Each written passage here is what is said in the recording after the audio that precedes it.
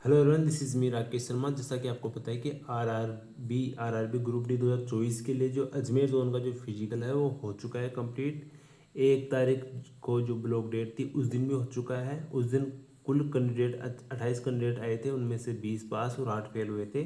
तो इसी के संदर्भ में टोटल कितने विद्यार्थी आए, कौन सी कैटेगरी से कितने आए और कौन सी कैटेगरी से कितने पास हुए, सारी जो चीज़ें हैं सारी प्रेजेंट टाइम में कितनी वैकेंसीज पर अपन हो रहा है, कितने पास हुए कितने फेल हुए, सारी जो जितनी भी चीज़ें हैं ना उन सभी के जो डाउट्स है वो क्लियर करूँगा। ये जो डाटा है मैं अलग अलग जगह से लेके आया हूँ। किसी बड़े यूट्यूबर्स हैं उन्होंने जो डाटा या काम लिया है उनको लेकर आया हूँ, और जो मुझे आरआरसी की वेबसाइट पर मिले उन सभी डाटाओं को लाकर फिर मैं ये वीडियो बना रहा हूँ। तो इस वीडियो को आराम से देखना, बहुत हेल्प करेगी, ये मैं कंफर्म कर देता हूँ आपको। ठीक है, तो सबसे पहले आपको देख लेते हैं कि जो पीईटी है हुआ था उसके आंकड़े कुछ इस प्रकार से हैं। तो टोटल 2373 उम्मीदवारों को बुलाया गया था, जिसमें से 1086 कैंडिडेट यानी लगभग 50% के आसपास तो उम्मीदवार पास हो गए यानी क्वालिफाई हो गए। बाकी के जो कैंडिडेट है जिसमें से 23% के आसपास ऐसे मान के चलो कि वो फेल हो गए आपके, और लगभग 27% के आसपास आपके उम्मीदवार आए नहीं। तो ऐसे मान लो कि अगर 2300 उम्मीदवार थे टोटल, यानी टोटल जो 100 उम्मीदवार बुलाए थे अगर फिजिकल के लिए, तो 50 तो फेल ही हो गए, 50 तो बाहर ही हो गए रेस से ही। आगे रेस से बाहर हो चुके हैं, अभी बचे हैं सिर्फ 50% विद्यार्थी बचे हैं फिजिकल के लिए जो बुलाए थे, उनमें से 50% बचे हैं। वैकेंसी के तो 1.5 गुना बचे अभी तक, क्योंकि लगभग वैकेंसीज आप ऐसे मान के चलो कि 791 वैकेंसीज हैं। और वो 791 कैसे है वो भी आपको वो वीडियो में आगे बताऊंगा। 791 वैकेंसीज है और कैंडिडेट बचे हैं 1186 कैंडिडेट यहाँ पे क्वालिफाई किए हैं पीटी के लिए। तो अब इनमें से छट के आएंगे ये 791। आप ऐसे मत सोचना कि 1186 ही पास हुए हैं और वैकेंसी तो 1433 है, ये बिल्कुल मत सोचना, ऐसा कुछ नहीं है। वैकेंसी 791 ही है, और कैसे वो बताऊंगा आपको। देखो ये सारा मैंने बता दिया, 50% उम्मीदवार बचे हुए हैं। अब आपको कुछ छोटी सी चीज़ें दिखा देता हूँ कि किस दिन कितने उम्मीदवार पास हुए हैं। तो फर्स्ट डे था, उस दिन 311 उम्मीदवार पास हुए थे टोटल। जितने भी उम्मीदवार बुलाए थे 700 के आसपास उम्मीदवार बुलाए गए थे, उनमें से कुल कुछ कुछ नहीं आए, कुछ फेल हो गए, और टोटल यहाँ पे लास्ट में 311 पास हुए थे। नेक्स्ट डे 470, तीसरे दिन 384, और जो ब्लॉक डेट था 1 अगस्त को उस दिन 20 कैंडिडेट पास हुए थे और 8 कैंडिडेट थे वो फेल हो गए थे। ठीक है, अब इनमें कुछ मैं आपको बता दूँ, इनमें जो डाटा है वो बिल्कुल सही है, 1186 बिल्कुल सही है। तो ये कैंडिडेट यहाँ पे पास हुए थे। ब्लॉक डेट को यहाँ पे जो 28 विद्यार्थी आए थे उनमें से जो 20 पास हुए थे, उन 20 में से 2 तो यूआर के थे, 3 एससी के थे, 5 एसटी के, ओबीसी के 8 और ईडब्ल्यूएस के 2 कैंडिडेट कुछ इस प्रकार थे। सारा मैंने बता दिया यहाँ पे। नेक्स्ट चलते हैं कि हुआ क्या है। देखो टोटल जो यूआर की वैकेंसीज हैं वो 797 वैकेंसीज है टोटल। उनमें से 70 विद्यार्थी फिजिकल के लिए क्वालिफाई कर पाए हैं। सिर्फ 70 विद्यार्थी ही यूआर के लिए क्वालिफाई कर पाए हैं, यानी यूआर के कैंडिडेट 70 ऐसे कैंडिडेट हैं जो आकर फिजिकल को क्वालिफाई कर पाए हैं। यूआर कैंडिडेट की बात कर रहा हूँ। मैक्सिमम जो कैंडिडेट थे वो ओबीसी के थे। अब ओबीसी के कैंडिडेट हैं तो वो 550 कैंडिडेट हैं जो क्वालिफाई कर दिए हैं। उनकी वैसे तो बिल्कुल भी वैकेंसीज नहीं है, तो ऐसे मान के चलो ये 550 है, यूआर की कट ऑफ को ही क्वालिफाई किया है इन्होंने, तो ये यूआर की ही जो वैकेंसीज है वो उनको लेंगे। यूआर की कोई वैकेंसी लेंगे नहीं, ये सारे विद्यार्थी यूआर पे जाएंगे। और एस की 191 वैकेंसीज थी, जिनमें से जिनके लिए यहाँ पे 243 विद्यार्थी क्वालिफाई कर चुके हैं, यानी 243 विद्यार्थी क्वालिफाई कर चुके हैं इस टाइम पे। एसटी के देखें तो 77 वैकेंसीज हैं और 83 विद्यार्थी हैं वो क्वालिफाई कर पाए हैं, यानी 83 विद्यार्थी ही है कंपटीशन के अंदर। ईडब्ल्यूएस की बात को तो 151 वैकेंसीज हैं, उनमें से 254 वैकेंसी यानी 254 विद्यार्थी अभी इस प्रेजेंट टाइम में पास कर चुके हैं, यानी 254 विद्यार्थी ऐसे हैं जिनके कट ऑफ से ज़्यादा मार्क्स हैं, फिजिकल कट ऑफ से फिजिकल देने गए हैं और फिजिकल को क्वालिफाई कर दिए हैं। अब ये जो डाटा दिख रहा है आपको, इनमें थोड़ी सी ऊपर नीचे हो सकता है कि थोड़ा सही ना हो, क्योंकि इसका टोटल आप करोगे तो 1200 आएगा इसका टोटल, और एक्चुअल के अंदर जो पास हुए कैंडिडेट वो 1186 है। तो इनमें 14 बच्चे हैं, उनका डाटा मुझे थोड़ा सा कंफ्यूजन लग रहा था, इस वजह से मैं फिर बता दिया आपको। इनमें थोड़ा ऊपर नीचे हो सकता है, बाकी डाटा कुछ इसी प्रकार से है। ठीक है, आपको मैंने तो बता ही दिया है, बाकी आगे देखो बताऊँ मैं आगे देखता हूँ। तो हॉरिजॉन्टल आरक्षण वगैरह जो भी हो चुका है वो बता दिया इन्होंने सब। अब चलते हैं यहाँ पे कि कट ऑफ कितनी की जा सकती है। देखो कट ऑफ वैसे तो आपको पता होगा, फिर भी मैं बता दूँ, ओबीसी के यूआर की बिल्कुल सेम कट ऑफ है। ओबीसी की कोई कट ऑफ नहीं है, जो यूआर की कट ऑफ है वही ओबीसी कट ऑफ है।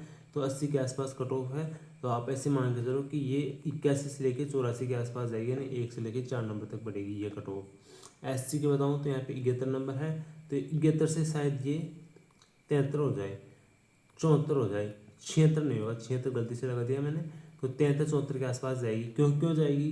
क्योंकि इसके अंदर 191 वैकेंसीज है और 243 के आसपास पास है, तो बहुत ही कम बढ़ेगी क्योंकि बहुत कम विद्यार्थी, 50 विद्यार्थियों को हटाना है। तो 73 के आसपास रहेगी, 73-74 के आसपास, बहुत ज़्यादा नहीं बढ़ने वाली है। एसटी की कटऑफ थोड़ी सी बढ़ सकती है क्योंकि इसमें कैंडिडेट, एससी की भी बिल्कुल नहीं बढ़ेगी, एससी की भी नहीं बढ़ेगी क्योंकि एससी के अंदर भी बहुत ही कम कैंडिडेट हैं। जैसे ऊपर देख पा रहे हो ना, यहाँ पे 77 वैकेंसीज हैं और 83 ही यहाँ पे योग्य विद्यार्थी है, तो इसमें तो बहुत ही कम बढ़ेगी, यानी पॉइंटों में बढ़ेगी एसटी की। तो ईडब्ल्यूएस की बता दूँ तो ईडब्ल्यूएस के अंदर वही सिस्टम है, लगभग 71 के आसपास गई तो 72 से लेकर 75 तक जा सकती है कट ऑफ, पर थोड़ी बढ़ सकती है। बाकी अभी तक कंफर्म नहीं है कि बढ़ेगी ही, ये सब कुछ कंफर्म नहीं है। बाकी सीसे जो कैंडिडेट हैं उनकी जो कट ऑफ है वो 50 से लेकर 62 अंक तक जा सकती है। अब आपको बताता हूँ 791 किस हिसाब से है। देखो सीसे कैंडिडेट्स की जो कट ऑफ है में सीट है वो 284 है, एक्स सर्विसमैन की 284 है, पीडब्ल्यूडी की 205 है। टोटल यहाँ पे जो सीट है वो 773 है। लेकिन प्रेजेंट टाइम में क्या हुआ है कि सिर्फ 642 सीटें ही फिल हो पाई है, यानी आरक्षित हो पाई है। हो सकता है कि उन्हें विद्यार्थी मिले ही नहीं है, यानी 773 से ज़्यादा उनको विद्यार्थी मिले ही नहीं है। ना तो एक्स सर्विसमैन के विद्यार्थी मिले, ना उनको सीसी कैंडिडेट्स के मिले। तो हो सकता है इसी वजह से 791 के 3 गुना कैंडिडेट्स को बुलाया है यहाँ पे 2373 को इसीलिए बुलाया है क्योंकि 742 कैंडिडेट ही मिले हैं अब तक। वैसे वैकेंसी तो सारी यहाँ पे सीसी एक्स सर्विसमैन की 773 है, लेकिन कैंडिडेट सिर्फ 642 सीट ही लिया है काम में। बाकी की जो सीटें, जैसे कि आप देखोगे 1433 के अंदर आप ये निकालोगे ना 642, तो ये 791 आता है। तो 791 वैकेंसीज का 3 गुना बुलाए थे इस बार, तो इसी वजह से बुलाए थे क्योंकि 642 ही सीटें फुलफिल हो पाई है। बाकी आपको बता देता हूँ कि अगर एक्स सर्विसमैन की जो सीटें हैं वो फुलफिल नहीं होती है तो वे सीटें डॉक्यूमेंट्स वेरिफिकेशन डीवी के दौरान सामान्य उम्मीदवार जो यूआर कैंडिडेट हैं उनके लिए आवंटित कर दी जाएगी। यूआर का मतलब ऐसा नहीं है कि यूआर का मतलब है जैसे कि 151 वैकेंसी थी वो, जैसे ईडब्ल्यूएस की बताऊँ आपको, ईडब्ल्यूएस की 151 वैकेंसीज है, तो 151 तो है ही। अगर एक्स सर्विसमैन नहीं होगी, एक्स सर्विसमैन जो होता है, जिसे अगर कोई एक्स सर्विसमैन हो और वो ईडब्ल्यूएस कैटेगरी से हो, तो ईडब्ल्यूएस कैटेगरी की तो लेगा वो सीट, तो वो यूआर कैटेगरी को मिलेगा फिर उसका फ़ायदा, समझ रहे हो। जो यूआर कैटेगरी वाले हैं उनको हो जाएगी वो फिर वो वैकेंसीज। और सीसीए को बता दूँ तो सीसीए के अंदर अगर प्रथम डिवी, अभी ये जो वैकेंसीज है 642 उसी के हिसाब से है, तो अगर फर्स्ट डिवी के अंदर उनको नहीं मिल पाते हैं तो सेकंड डीवी आएगी, थर्ड डीवी आएगी। तो सीसीए की तो इसे मान के चलो कि आराम से आने वाले डीवीज के अंदर बढ़ जाएगी, लेकिन मुझे थोड़ा चांसेस कम लग रहे हैं एक्स सर्विसमैन की। वजह यह है कि एक्स सर्विसमैन जो पुलिस में फौजी होते हैं वो 18 साल 16 साल यहाँ पे फौजी की जॉब कहता है बॉर्डर पर, और अब आके वो ट्रैकमैन की थोड़ी ना करेगा। उसके पास अच्छे ऑप्शंस हैं, वो आरएस की, आईपीएस, मतलब कि बड़ी बड़ी जो वैकेंसीज हैं, जैसे कि एनटीपीसी के अंदर बढ़िया वैकेंसीज हैं, एसएससी के अंदर बहुत बड़े बड़े वैकेंसीज, उनमें भी कट ऑफ बहुत कम जाती है, तो उनकी प्रिपरेशन करेगा वो, उनमें जाएगा वो यहाँ पे ट्रैक मेंटेनर क्यों बनेगा, समझ रहे हो। तो इसी वजह से मुझे ऐसा लग रहा है कि एक्स सर्विसमैन की तो मैक्सिमम सीटें खाली रहने वाली है। अभी प्रेजेंट टाइम में तो 642 सीटें ही लिए हैं, फुलफिल हुई है, लेकिन हो सकता है एक्स सर्विसमैन जो सीटें हैं वो डीवी देने ना आए, तो वो जो बाद में सीटें होंगी जो डीवी सेकंड के अंदर, जो सेकंड डीवी निकलता है, फर्स्ट डीवी पैनल की बात नहीं कर रहा, सेकंड डीवी पैनल निकलेगा ना सभी के लिए, तो उसके अंदर कट ऑफ कम होके, अगर कट ऑफ बढ़ के आएगी तो कट ऑफ कम होके फिर दोबारा से आएगी, तो उसमें आपको जो नॉर्मल विद्यार्थी हैं जो ओपन कैटेगरी से भरे हैं जिन्होंने, तो उनके लिए वो सीटें जा सकती है, तो वेट करना। बाकी ये था, बाकी वीडियो कैसा लगा ज़रूर बताना कमेंट के अंदर।